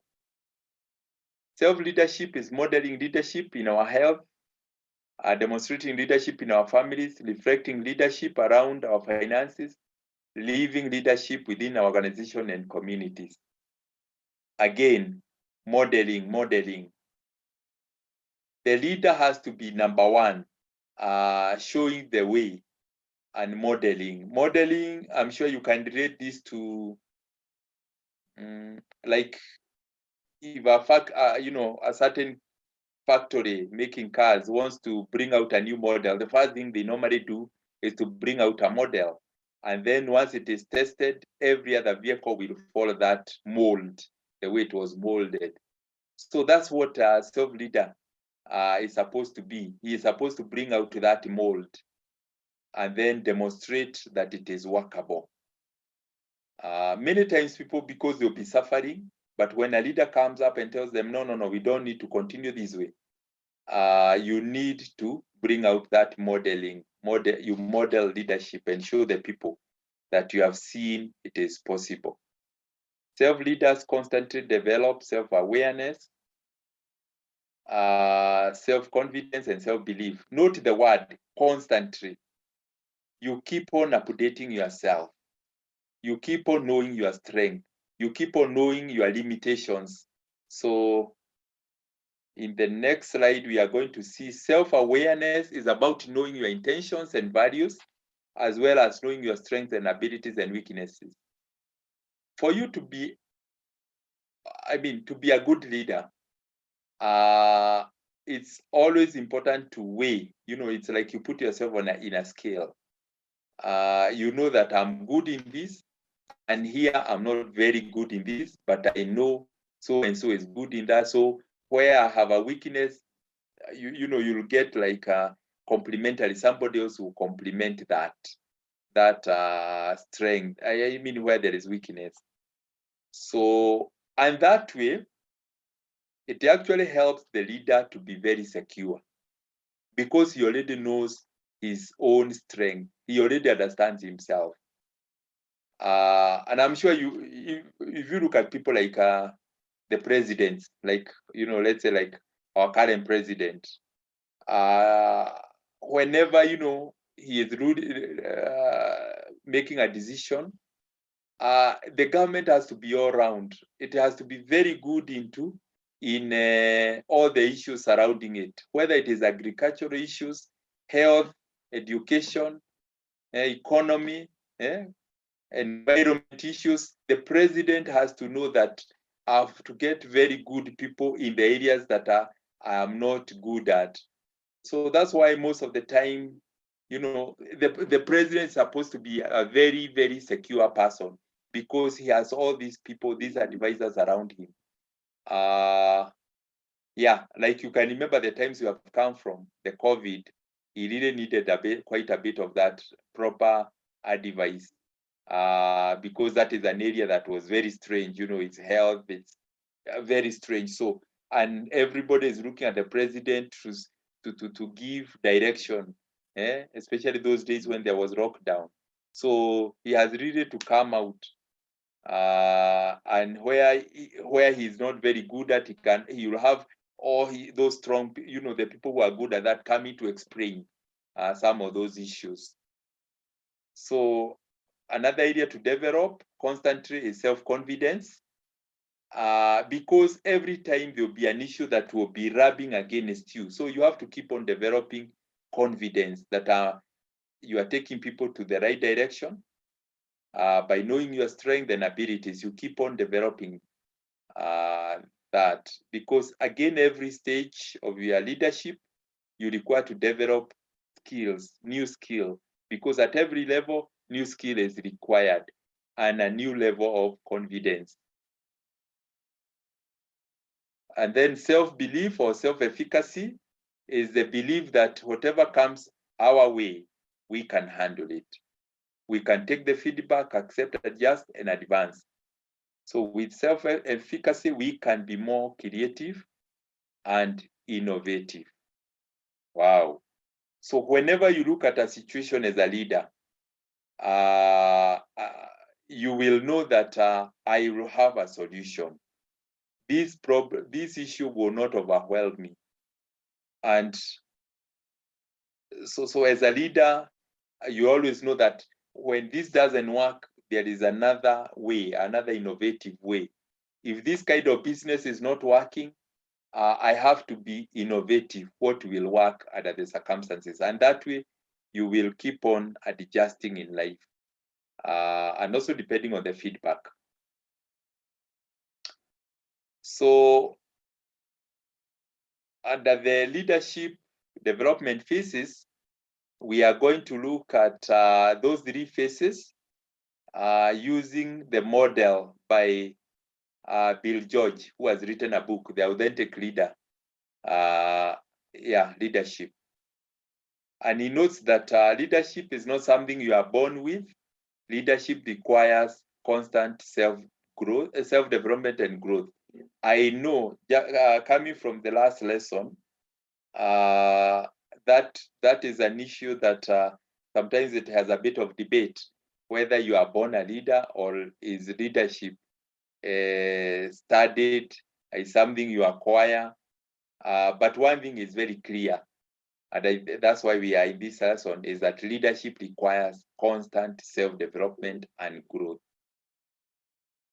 And we have 3 distinct phases, according to this, the writer Bill George. The first phase, phase 1, is you prepare for leadership. Phase 2, you do the leading, you do the work itself of leading, and then phase 3, you give back. And alongside that, he has also defined who is an authentic leader, is one who leads with values in his behavior. He connects, he develops a relationship with the people, with the led, and connectedness. Again, he's self-disciplined, he's consistent, he has a heart, passionate towards the led again, and he leads with the passion because he is leading with a purpose. So he's very passionate about where he's taking the people. He's very passionate. The 3 phases again put in a graph. You start with the first phase, that is preparing for leadership. Under this phase, the most important is to have what we call character formation. This again is self-development. The target here is the person, the leader himself. Then as you go up, opportunities to lead will come up, and you'll be rubbing against the world. People are used to living in a certain way, so you'll face a bit of opposition, but you keep on being of positive influence. And then as you lead, there'll be all those ups and downs until you reach your peak. Then that is under phase 2, and then you go to phase 3 where you give back. You start, the giving back is what you have accumulated as your wisdom. You start now depositing it in the minds of the leaders who can take the course of what you have been leading, your area of leadership, to the next level. Even when you not be there, when the energy will fail you, there will be other leaders that you have given back to them, and they'll be able to carry forward. So the 3 phases, we have said the first phase you do character development, the target is yourself. Phase 2, you are leading by taking initiatives, embracing new challenges. Under phase 2, after you have developed yourself, you already know where you want to take the people. You can even frontier, let's say, like if you are a leader, even in the neighborhood, you actually look for opportunities. You don't have to say, nobody is calling me to lead or nobody is giving me an opportunity. Whether it is in the neighborhood or whether it is in the church, the ministry, remember what Jesus said, that the harvest is ripe. So there will always be opportunities out there. You could even frontier to be a Sunday school teacher, or even as you walk along the road, you can witness to somebody, or somebody is at a drug. So there are always a lot of opportunities. So you take initiative. In your neighborhood, you could also be seeing a lot of rubbish that needs to be collected, you just offer yourself and you will see other people joining you. So taking initiative. Then after that, opportunities will come until you reach phase 3, where you start seeking opportunities to spread your leadership wisdom to others and give back to the community, even though the learning process continues. Same again, the 3 phases. Phase 1, we have talked about character formation and foundation, and determines quality, sustainability, and stability of leadership. Remember where we started. If the foundation is weak, it's not deep enough, your leadership may not go even to phase 3.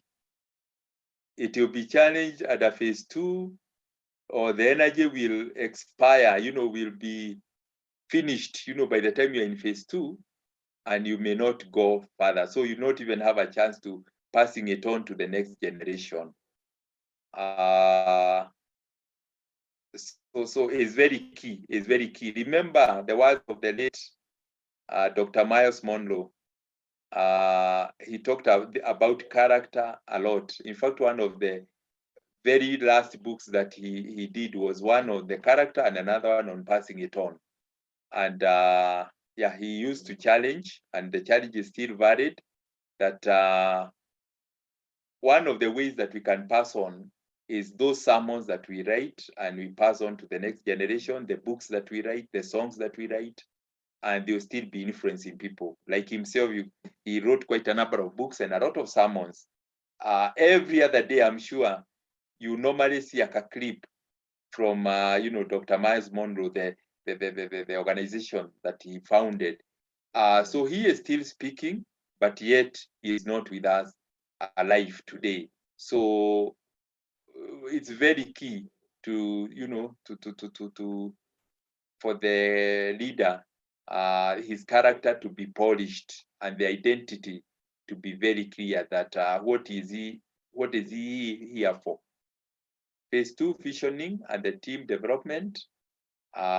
Make sure that you have come up with a team and you are equipping them. This phase enables a leader to maximize influence and impact. So you are able now to impact the society through your team. But now in phase 3, you are giving back. You are spreading your knowledge to many leaders so that they will outlive you.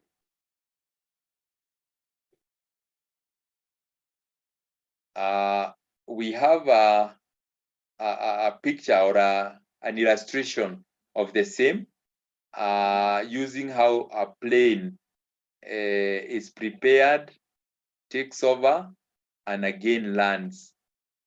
So the first step on the preparing to lead, that's the character formation. You do a lot of preparation with the plane when it is still on the ground before the takeover. There is a flight planning. During the flight planning, everybody, everything is packed well, all the checks, the condition of the plane is checked, everything. The pilot, and the people assisting him, they have to go through each and every checking, because any single mistake will be fatal. You can lose the whole plane. You know what happens when there is a plane crash. Chances are that everybody perishes. Yeah, those are the chances. I've actually talked to a friend of mine who is also very interested in the aviation, and he was telling me there has been small things like a screw, wrong size of a screw was used, to tie the windscreen, and as a result, it caused a plane crash and everybody died. That's how serious it is. So during the flight planning, all the details have to be checked and ticked, including how much tire, pressures and everything is there on board. And yeah, everything, the amount of oxygen, what are the pressures, everything. So then you go to the next step, the pushback. Then again, the plane now goes to the taxiway. This is when it is on the runway before it receives the signal from the air traffic controllers. And then from there, once it is given permission, it takes off. This is where it requires a lot to develop a lot of energy. Normally, it is very noisy before it cruises, because the next step during the ocean cruise, the plane doesn't use a lot of energy now. Actually, it's like the air carries it. Even the people, the crew have very little effort. That's when even sometimes the pilot engages the autopilot. Then again, when he'll be descending, that's another time when again the pilot is very careful. Another energy and being careful is required as you come to land. So this is the phase 3 where you are giving back. If the landing is not done properly, again, that's another cause of accident. If the taking off is also not done properly, that's actually the accidents for planes. They happen during these two stages: taking off and landing. And I'm sure even those who have had a chance of traveling, they know that these are the times you have really to be fastened in your seatbelt and nobody moves, including even the crew who assists inside there. So because that is a moment that you really have to be careful. At the first stage, you can see we have the 3 C's: competence, conviction, character, clarity. We have seen this in the past. These are the leader has to develop this competence, what you are leading people into. You have to be competent, conviction, sold out. Remember, the conviction is, again, it's like you have your own boundaries which you cannot move beyond. And character and clarity, the 4 C's have to be very clear for you to have successful leadership. Mentorship and succession is something that you pick along throughout as you move or through all these stages. You keep on mentoring, you keep on giving back. Thank you. Lastly, we have the levels of leadership, and we have a model here which has we have 4 stages or 4 levels of leadership. The first level is personal. The second level is emerging leadership, and then team leadership and business leadership. Again, this cannot be emphasized further, is that personal leadership, you deal with self. You cannot lead others, you cannot lead business or become a good team leader if you have not dealt with your personal strengths and traits. So it's the ability to lead and manage oneself in becoming a highly effective leader. Then in the next one, you lead a team. So, you bring in skills to lead and manage the individuals in that team. And then in the third stage or that level, you are leading leaders who are in charge of teams. So you strengthen the leadership skill to lead a team of managers with the individual teams. Lastly, you are leading a business. So it's an organization, a very big organization now. And yeah, you can imagine, like when you are leading Safaricom, that is the stage. You are leading various, you are leading a big business. So lead business functions as well as people to achieve overall business goals. So the principle of self-leadership, if you cannot lead yourself, you'll never be able to lead others. Again, it's coming back again on self-leadership. Self-leadership is foundational form of leadership of the 4 levels of leadership. It's an inside-out leadership. Approach to leadership development ensures that the leaders and leadership teams become more intentional, influential, and impactful. Those are 3 I's that are very, very key for impact, for something to be effective. If you have a product or your organization has to be, to be felt, you have to be intentional, influential, and impactful. So this is achieved by developing self-awareness, self-confidence, and self-efficacy. We have looked at that in the past. So we need to develop self. The next, from the same group, selfleadership.com, the 4 levels, but now this one, instead of, we have a further level of strategic leadership. So personal leadership is the first one, team leadership, business leadership. Now we have strategic leadership. And the strategic leadership is the ability to influence others to voluntarily make decisions that enhance the prospects for the organization's long-term success while maintaining short-term financial stability. The strategic leader is able to look at the bigger picture and quite, long-term, but at the same time, he is not forgetting their current situation so that the company is still healthy even at its current status. Otherwise, it's like you may undermine where you are sitting. So as the foundation that you are sitting on.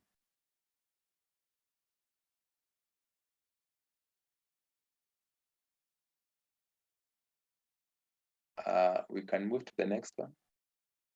The last model of leadership we are getting from John C. Maxwell.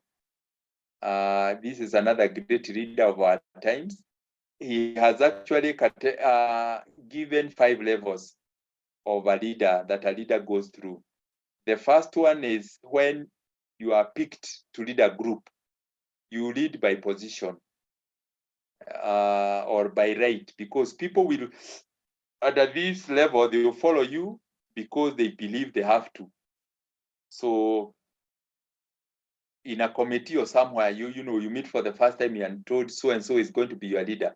That is what we call a position. That person has been given to you to lead you by the appointing authority. So that is by position, and it is the lowest level. Second level is by permission. Now, under this, you already have relationship. So people are going to follow you because they want to. You have already connected with them and you have already developed relationship with them. Remember, even from the past lesson, especially when you are religious, it's very key that you develop a relationship with the led, the people that you are leading. So you have, it's important to connect with their heart before even you show them how much you want to feed them spiritually.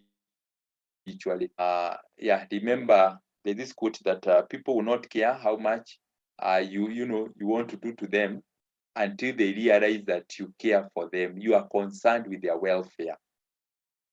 So level 3 is production. Now the results, what you have done for the organization shows their results. So it is what you do for the organization, for them.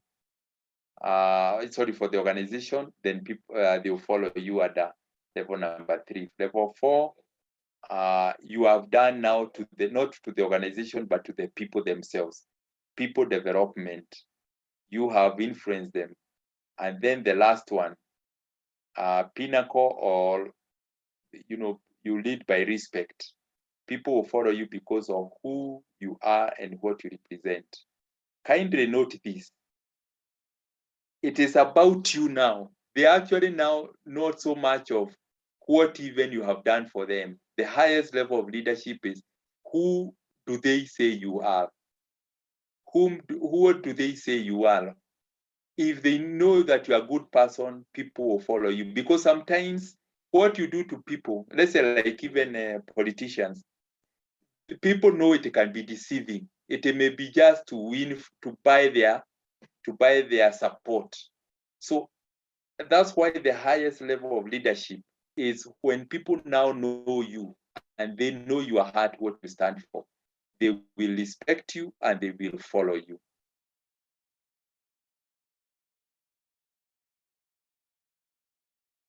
The last one, the last slide, from Robin Sharma, the leader, the author of Leader Who Had No Title, summarizes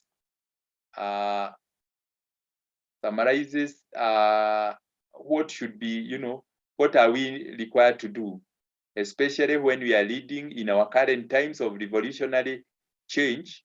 We require revolutionary kind of a leadership model, creating an environment and culture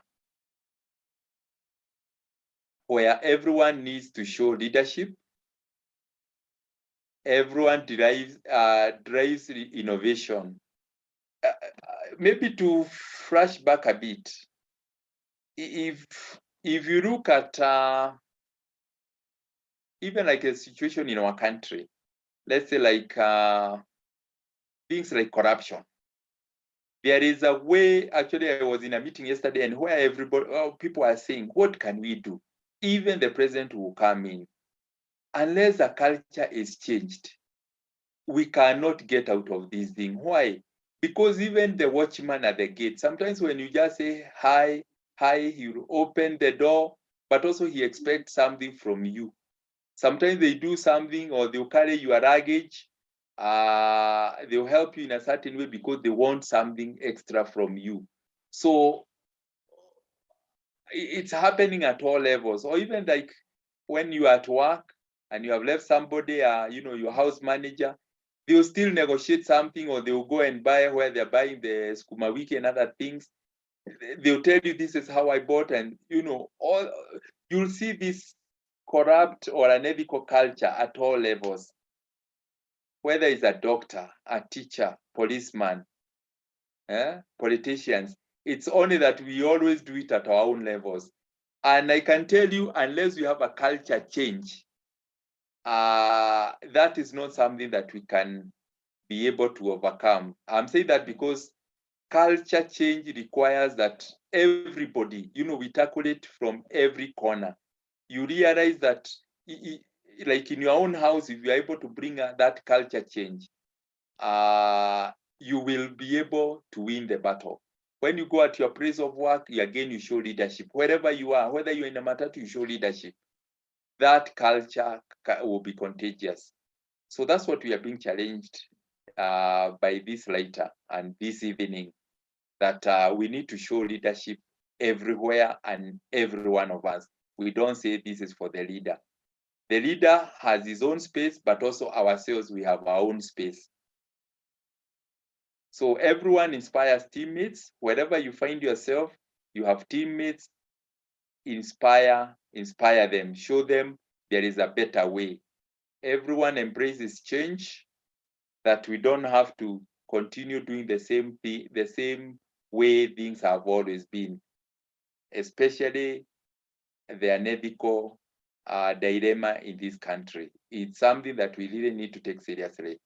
Everyone takes responsibility for the results. So when you're in that team,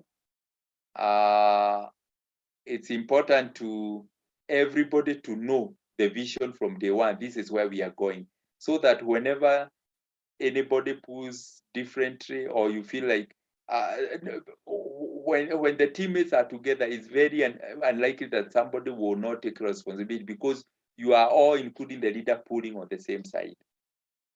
Everyone leads through positive thinking. Everyone devotes to expressing their absolute best.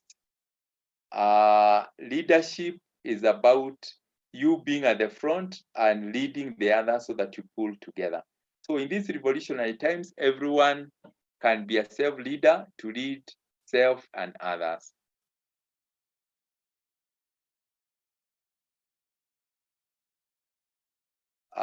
We have a leadership challenge, finally. Evaluate your leadership, self-leadership based on the self-leadership qualities and identify areas of improvement. Leaders, the only way such a program actually helps us And it's not to you only, even to us who have gone through this program in the past. We have in the lesson we came across this word constantly, self-awareness, self-influence. It's a constant journey that we have to be involved in. Let's look at the areas that we need to improve on, and then like a week, 2 weeks, a month, you'll be able to say, this is where I was, and this is where I am today. And you celebrate also yourself for those wins. And where the areas that you think you require accountability partner, is always advised that tell somebody to hold you accountable. This is what I've committed to do this year on improving myself. Get somebody to hold you account. And I'm sure at the end of it, all of us, we will become great leaders. And even now to fill the gap that we already know that the biggest challenge of our times is lack of leaders. So thank you very much for the time that we have spent together. Asante. Wow, thank you so much, Mr. Peter Githiomi. Yeah, I can see already Milka has appreciated you, and we are so grateful for. Thank you. Yeah, thank you for really bringing the message very, very clear and very deep to our heart. We appreciate that. And I think it's just fair enough if we can take a comment from the team as we bring this to a close. I'll just mention something briefly about the project proposal. But before that, let me allow the team just to make a comment, either from your perspective, maybe what is your takeaway, what is the key message that you're getting from lesson 8, and maybe even a comment to the facilitator, whatever approach you may want to take, I'll give you the space. So let me start with, can start with Beldina, then we have Milka. Wow, that was quite something, and I've learned a lot. It was packed, packed with a lot of insights. And I think my takeaway is about that self-leadership is about self-development, that you always need to look at how you're developing yourself and how you are going to influence other people. So ideally, if you cannot lead yourself, then you cannot lead others. I think that's what I've taken. Thank you so much for that, for the speaker, and that was wonderful. Thank you. Thank you, Beldina. Milka, welcome. Thank you, Mr. Githiomi. I salute you. It was a really informative session, and I liked the way you have brought it in a very simple way and driven the point home. My take home is the leadership phases, about leading self and leading others and leading leaders and leading movements. And as you were taking us through, I thought about Wangari Maathai, that Wangari Maathai was at the peak of the pyramid. That is the leading movement. He led a cause, and he was a leader of a movement called the Green Belt Movement.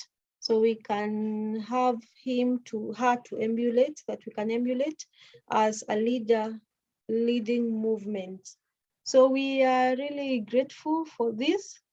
And I think we shall get back to it so that we can actually be able to internalize and also practice what you have taught today. God bless you. Asante. Yeah, thank you so much, Milka. Mr. Mwangi, any comment from your end? Yeah, thank you, Peter, for a good presentation. What I would wish to say is that everything starts from the self. And like Robin Sharma has said, everyone, try to split that word into two. You say everyone. That means you individualize those statements so that you get to appreciate your contribution, because the drive is from the self. So the word everyone is collective, but within that setting, take it as upon yourself. Remember even Jesus when he said, who do people say that I am? And then he narrowed it down to the apostles and said, and who do you say that I am? To be specific, because people out there are saying this. What about me as a person? So that is why we are saying, when we talk of everyone, consider yourself as part of that and understand your contribution as self. So development of leadership must start with the self. Thank you very much. Thank you so much, Mr. Mwangi, and thank you so much, Mr. Gidiomi. Now, leaders, I think the only one way that we can really make this, we can transform this knowledge into a transformational vehicle is to think on what possible venture or project can we undertake. And as we talk about a project here, we're trying to look at something that is close to our hearts, something that we feel it's part and parcel of us, because we have been looking at self-awareness.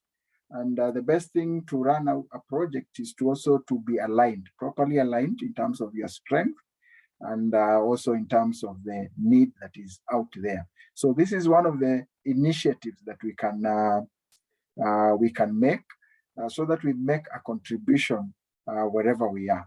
So I just want to point a picture here that as we think through the project proposal, one will take some time to scan our external environment within our spaces, within our communities, within our organizations, probably within the country, the space that you have around you.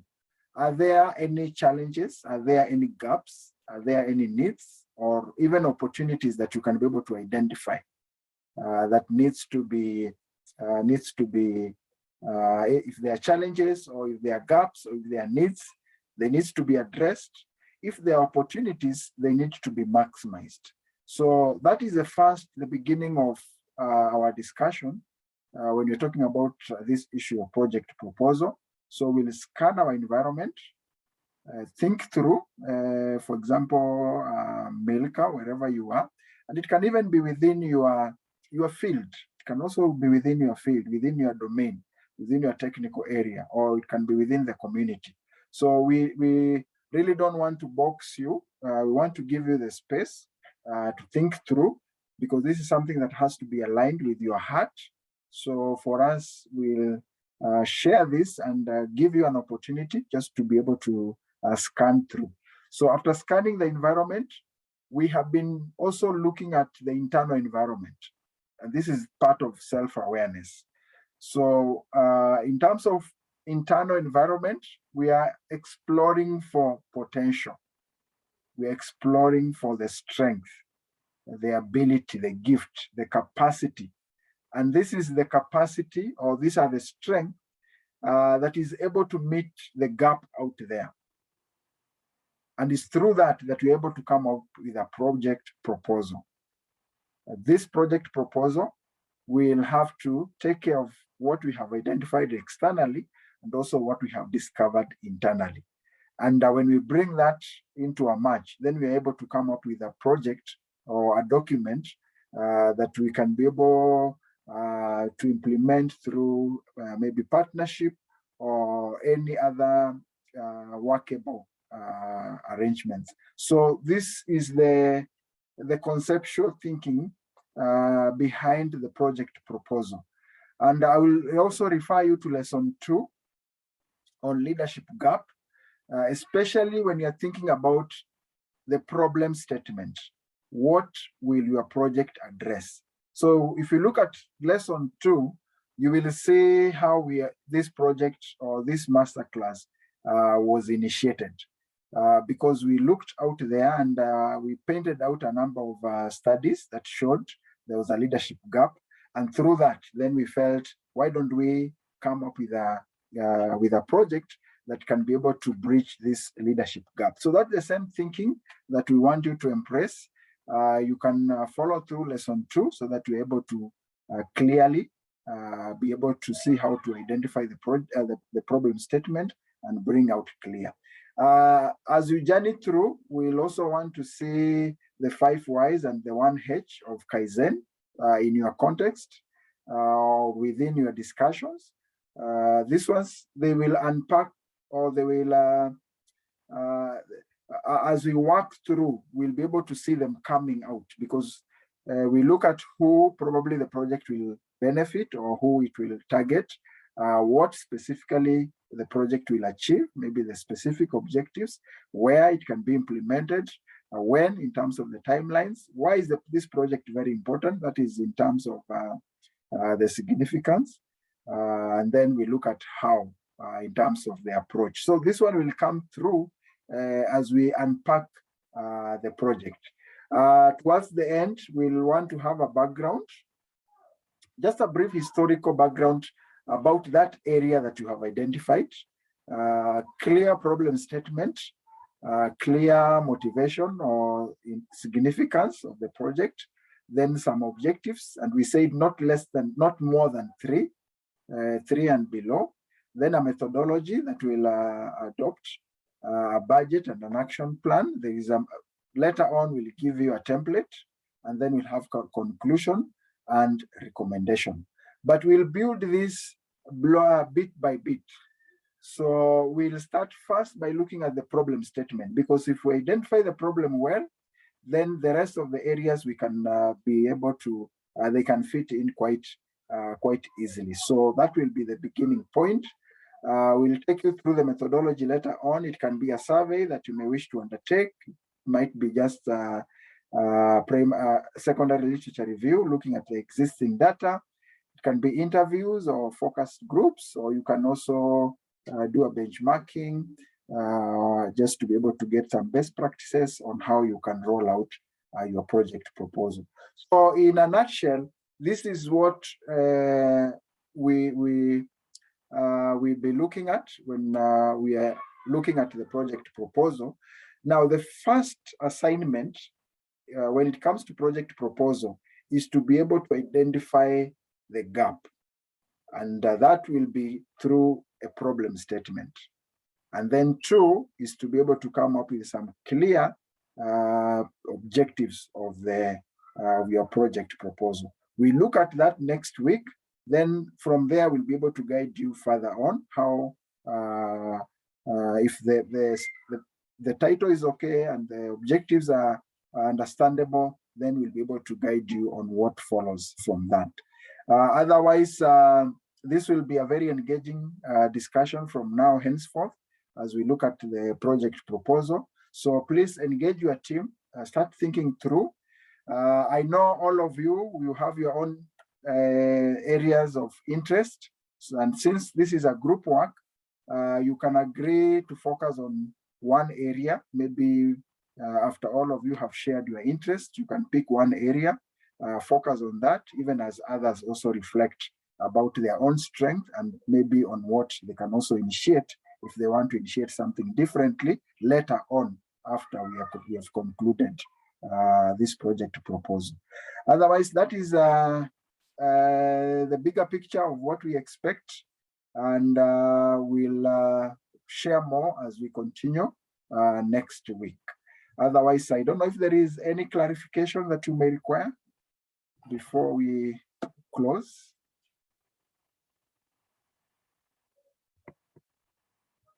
If we are clear, then we can start working, we can start moving. If anytime you have your title ready or your objectives ready, you can always feel free to share so that we can maybe give you the feedback. And then by next week, Saturday, we'll share with all the team members so that we can get feedback, not just from us, the facilitators, but also get feedback from the rest of the participants. So with that, I want to bring this to a close. I know we have extended tonight, and but I'm sure this was for a worthy cause. But from next week, we'll also adjust back to the time. I think there was quite a lot to share today, and we are sorry for extending 30 minutes. So is there any comment or before I bring this to a close? Okay. So let me request we unmute and just share the words of grace as we close for tonight.